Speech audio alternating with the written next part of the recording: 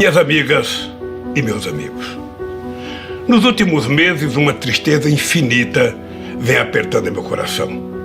O Brasil está vivendo um dos piores períodos de sua história. Com quase 130 mil mortos e mais de 4 milhões de pessoas contaminadas, despencamos em uma crise sanitária, social, econômica e ambiental nunca vista. Mais de 200 milhões de brasileiros e brasileiras acordam todos os dias, sem saber se seus parentes, amigos ou eles próprios estarão saudáveis e vivos à noite. A esmagadora maioria dos mortos pelo coronavírus é de pobres, pretos, pessoas vulneráveis que o Estado abandonou. Na maior e mais rica cidade do país, as mortes pelo Covid-19 são 60% mais altas entre pretos e pardos da periferia, segundo os dados das autoridades sanitárias. Cada um desses mortos que o governo federal trata com desdém tinha nome, sobrenome, endereço, tinha pai, mãe, irmão, filho, marido, esposa e amigos. Dói saber que dezenas de milhares de brasileiros e brasileiras não puderam se despedir de seus entes queridos. Eu sei o que é esta dor. Teria sido possível, sim, evitar tantas mortes. Estamos entregues a um governo que não dá valor à vida e banaliza a morte. Um governo insensível, irresponsável e incompetente, que desrespeitou as normas da Organização Mundial da Saúde e converteu o coronavírus em uma arma de destruição em massa. Os governos que emergiram do golpe congelaram recursos e sucatearam o Sistema Único de Saúde, o SUS, respeitado mundialmente como modelo para outras nações em desenvolvimento.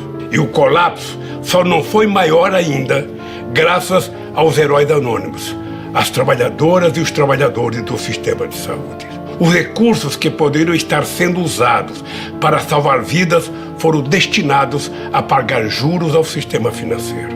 O Conselho Monetário Nacional acaba de anunciar que vai sacar mais de 300 bilhões de reais dos lucros das reservas que nossos governos deixaram. Seria compreensível se essa fortuna fosse destinada a socorrer o trabalhador desempregado ou a manter o auxílio emergencial de R$600 enquanto durar a pandemia.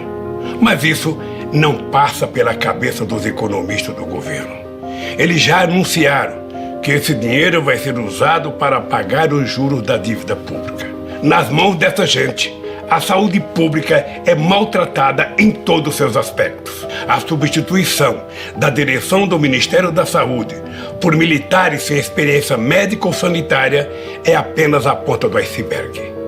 Em uma escalada autoritária, o governo transferiu centenas de militares da ativa e da reserva para a administração federal, inclusive em muitos postos-chave, fazendo lembrar os tempos sombrios da ditadura. O mais grave de tudo isso é que Bolsonaro aproveita o sofrimento coletivo para sorrateiramente cometer um crime de lesa-pátria. Um crime politicamente imprescritível. O maior crime que um governo pode cometer contra o seu país e o seu povo. Abrir mão da soberania nacional. Não foi por acaso que escolhi para falar com vocês neste 7 de setembro, dia da independência do Brasil, quando celebramos o nascimento do nosso país como nação soberana. Soberania significa independência, autonomia, liberdade. O contrário disso é dependência, servidão e submissão. Ao longo de minha vida, sempre lutei pela liberdade. Liberdade de imprensa, liberdade de opinião, liberdade de manifestação e de organização, liberdade sindical e liberdade de iniciativa. É importante lembrar que não haverá liberdade se o próprio país não for livre. Renunciar à soberania é subordinar o bem-estar e a segurança do nosso povo aos interesses de outros países. A garantia da soberania nacional não se resume à importantíssima missão de resguardar nossas fronteiras terrestres e marítimas e o nosso espaço aéreo. Supõe também defender nosso povo, nossas riquezas minerais, cuidar das nossas florestas, dos nossos rios, da nossa água. Na Amazônia, devemos estar presentes com cientistas, antropólogos e pesquisadores dedicados a estudar a fauna e a flora e a empregar esse conhecimento na farmacologia, na nutrição e em todos os campos da ciência, respeitando a cultura e a organização social dos povos indígenas.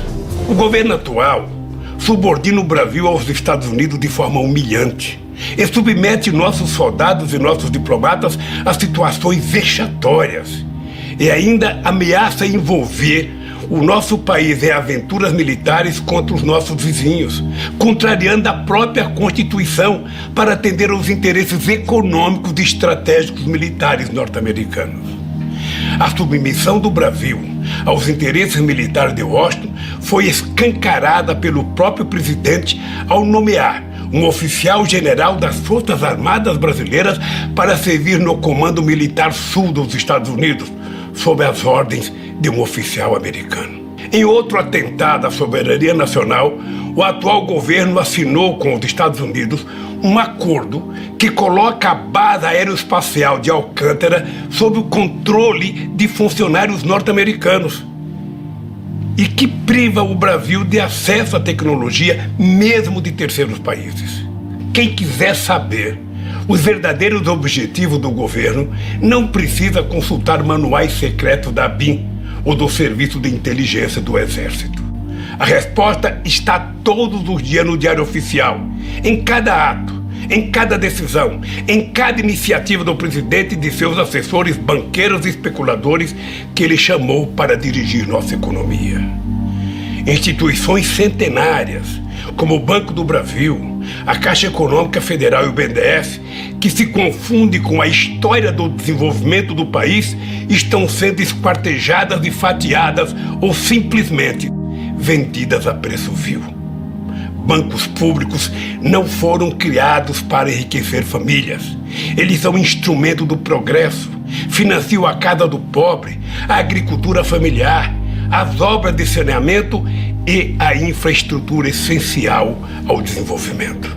Se olharmos para o setor energético, veremos uma política de terra arrasada igualmente predadora. Depois de colocar à venda por valores ridículos as reservas do pré-sal, o governo desmantela a Petrobras. Venderam a distribuidora e os gasodutos foram alienados. As refinarias estão sendo esquartejadas. Quando só restarem os cacos, chegarão as grandes multinacionais para arrematar o que tiver sobrado de uma empresa estratégica para a soberania do Brasil. Meia dúzia de multinacionais ameaçam a renda de centenas de bilhões de reais do petróleo e do pré-sal, recursos que constituiriam um fundo soberano para financiar uma revolução educacional e científica. A Embraer, um dos maiores trunfos do nosso desenvolvimento tecnológico, só escapou da sanha entreguista em função das dificuldades da empresa que iria adquiri-la. A Boeing, profundamente ligada ao complexo industrial militar dos Estados Unidos. O desmanche não termina aí. O furor privatista do governo pretende vender na Bacia das Almas a maior empresa de geração de energia da América Latina, a Eletrobras, uma gigante com 164 usinas, 2 delas termonucleares, responsável por quase 40% da energia consumida no Brasil. A demolição das universidades, da educação e o desmonte das instituições de apoio à ciência e tecnologia, promovido pelo governo, são ameaça real e concreta à nossa soberania. Um país que não produz conhecimento, que persegue seus professores e pesquisadores, que corta a bolsa de pesquisa e nega ensino superior à maioria de sua população, está condenada à pobreza e à eterna submissão. A obsessão destrutiva desse governo deixou a cultura nacional entregue a uma sucessão de aventureiros. Artistas intelectuais clamam pela salvação da Casa de Rui Barbosa, da Funarte, da Ancine. A Cinemateca Brasileira, onde está depositado um século da memória do cinema nacional, corre o sério risco de ter o mesmo destino trágico do Museu Nacional. Minhas amigas e meus amigos, no isolamento da quarentena, tenho refletido muito sobre o Brasil e sobre mim mesmo. Sobre meus erros e acertos e sobre o papel que ainda pode me caber na luta do nosso povo por melhores condições de vida. Decidi me concentrar ao lado de vocês na reconstrução do Brasil como nação independente, com instituições democráticas, sem privilégios oligárquicos e autoritários, um verdadeiro Estado democrático de direito, com fundamento na soberania popular. Uma nação voltada para a igualdade e o pluralismo. Uma nação inserida numa nova ordem internacional, baseada no multilateralismo, na cooperação e na democracia, integrada na América do Sul e solidária com outras nações em desenvolvimento. O Brasil que quero reconstruir com vocês é uma nação comprometida com a libertação do nosso povo, dos trabalhadores e dos excluídos. Dentro de um mês, vou fazer 75 anos. Olhando para trás, só posso agradecer a Deus, que foi muito generoso comigo. Tenho que agradecer a minha mãe, Dona Lindu, por ter feito de um pau de arara sem diploma um trabalhador orgulhoso, que um dia viraria presidente da República, por ter feito de mim um homem sem rancor e sem ódio. Eu sou o menino que desmentiu a lógica, que saiu do porão social e chegou ao andar de cima sem pedir permissão a ninguém, só ao povo. Não entrei pela porta dos fundos, entrei pela rampa principal, e isso os poderosos jamais perdoaram. Reservaram para mim o papel de figurante, mas virei protagonista pelas mãos dos trabalhadores brasileiros. Assumi o governo disposto a mostrar que o povo cabia sim no orçamento. Mais do que isso, provei que o povo é um extraordinário patrimônio, uma enorme riqueza. Com o povo, o Brasil progride, se enriquece, se fortalece, se torna um país soberano e justo. Um país em que a riqueza produzida por todos seja distribuída para todos, mas em primeiro lugar para os explorados, dos oprimidos e os excluídos. Todos os avanços que fizemos sofreram encarniçada oposição das forças conservadoras, aliadas aos interesses de outras potências. Eles nunca se conformaram em ver o Brasil como um país independente e solidário com seus vizinhos latino-americanos e caribenhos, com os países africanos, com as nações em desenvolvimento. É aí, nessas conquistas dos trabalhadores, nesse progresso dos pobres, no fim da subserviência, é aí que está a raiz do golpe de 2016. Aí está a raiz dos processos armados contra mim, da minha prisão ilegal e da proibição da minha candidatura em 2018. Processos que agora todo mundo sabe contaram com a criminosa colaboração secreta de organizações de inteligência norte-americanos. Ao tirar 40 milhões de brasileiros da miséria, nós fizemos uma revolução neste país, uma revolução pacífica, sem tiros nem prisões. Ao ver que esse processo de ascensão social dos pobres iria continuar, que a afirmação da nossa soberania não iria ter volta, os que se julgam donos do Brasil, aqui dentro e lá fora, resolveram dar um basta. Nasce aí o apoio dado pelas elites conservadoras a Bolsonaro. Aceitaram como natural sua fuga dos debates, derramaram rio de dinheiro nas indústrias das fake news, fecharam os olhos para seu passado aterrador, fingiram ignorar seu discurso em defesa da tortura e a apologia pública que ele fez do estupro. As eleições de 2018 jogaram o Brasil em um pesadelo que parece não ter fim. Com a ascensão de Bolsonaro, milicianos, atravessadores de negócios e matadores de aluguel saíram das páginas policiais e aparecem nas colunas políticas. Como no filme de terror, as oligarquias brasileiras pariram um monstrengo que agora não consegue controlar, mas que continuarão a sustentar enquanto seus interesses estiverem sendo atendidos. Um dado escandaloso ilustra essa conivência. Nos 4 primeiros meses da pandemia, 40 bilionários brasileiros aumentaram suas fortunas em 170 bilhões de reais. Enquanto isso, A massa salarial dos empregados caiu 15% em um ano, o maior tombo já registrado pelo IBGE. Para impedir que os trabalhadores possam se defender dessa pilhagem, o governo asfixia os sindicatos, enfraquece as centrais sindicais e ameaça fechar as portas da Justiça do Trabalho. Querem quebrar a coluna vertebral do movimento sindical, o que nem a ditadura conseguiu. Violentaram a Constituição de 88. Repudiaram as práticas democráticas, implantaram um autoritarismo obscurantista que destruiu as conquistas sociais alcançadas em décadas de lutas. Abandonaram uma política externa altiva e ativa em favor de uma submissão vergonhosa e humilhante. Este é o verdadeiro e ameaçador retrato do Brasil de hoje.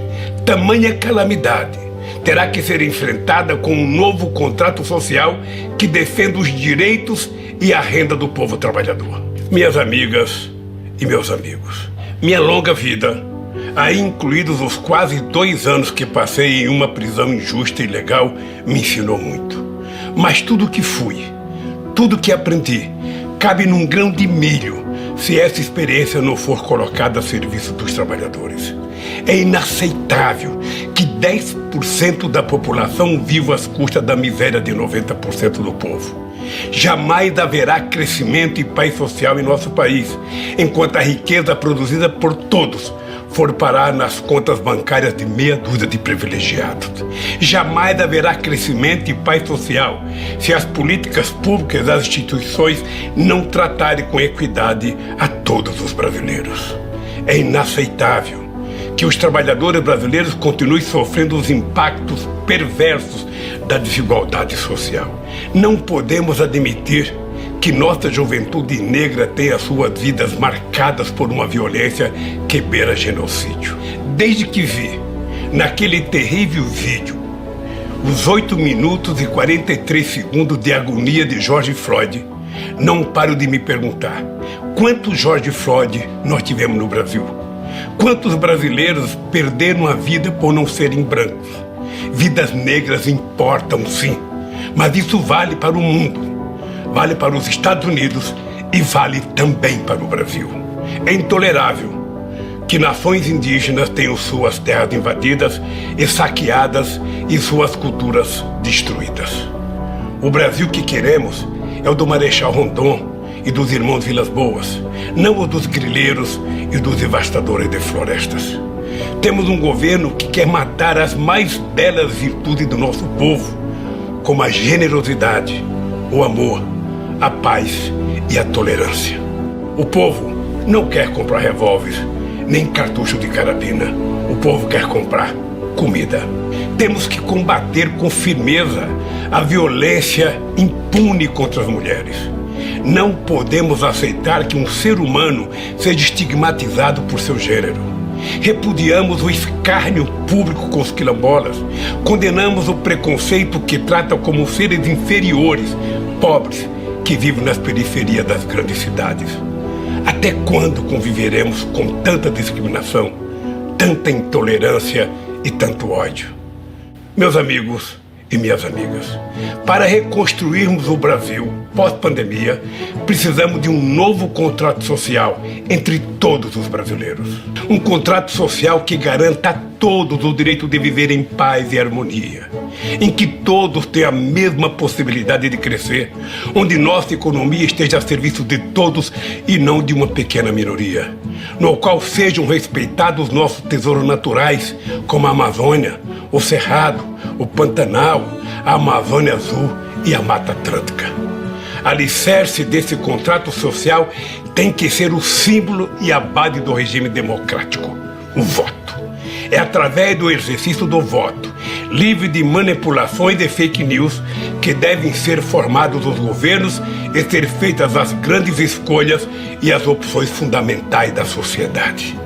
Através dessa reconstrução, lastreada no voto, teremos um Brasil democrático, soberano, respeitador dos direitos humanos e das diferenças de opinião, protetor do meio ambiente e das minorias e defensor de sua própria soberania.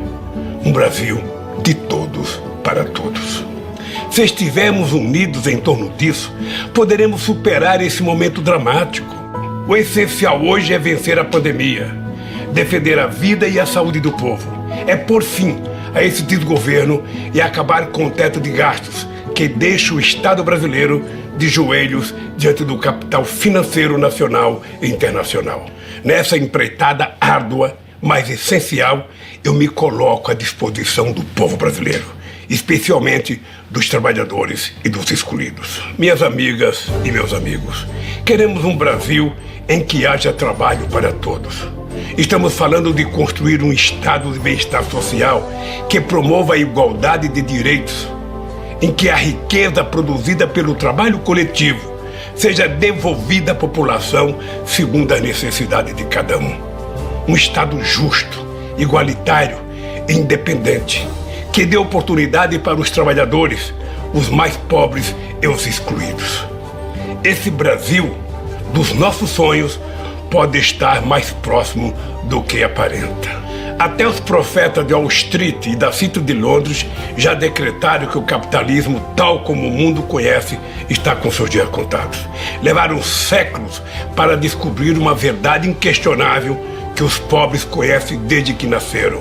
O que sustenta o capitalismo não é o capital, somos nós, os trabalhadores. É nessa hora que me vem à cabeça esta frase que li num livro de Victor Hugo, escrito há 1 século e meio, e que todo trabalhador deveria levar no bolso, escrita em um pedacinho de papel para jamais esquecer. É do inferno dos pobres que é feito o paraíso dos ricos. Nenhuma solução, porém, terá sentido sem o povo trabalhador como protagonista. Assim como a maioria dos brasileiros não acredito e não aceito os chamados pactos pelo alto com as elites. Quem vive do próprio trabalho não quer pagar a conta dos acertos políticos feitos no andar de cima. Por isso, quero reafirmar algumas certezas pessoais. Não apoio, não aceito e não subscrevo qualquer solução que não tenha participação efetiva dos trabalhadores. Não contem comigo para qualquer acordo em que o povo seja mero coadjuvante. Mais do que nunca, estou convencido de que a luta pela igualdade social passa sim por um processo que obriga os ricos a pagar impostos proporcionais às suas rendas e às suas fortunas. E esse Brasil, minhas amigas e meus amigos, está ao alcance das nossas mãos. Posso afirmar isso olhando nos olhos de cada uma e de cada um de vocês. Nós provamos ao mundo que o sonho de um país justo e soberano pode sim se tornar realidade. Eu sei, vocês sabem, que podemos de novo fazer do Brasil o país dos nossos sonhos. E dizer do fundo do meu coração, estou aqui, vamos juntos reconstruir o Brasil.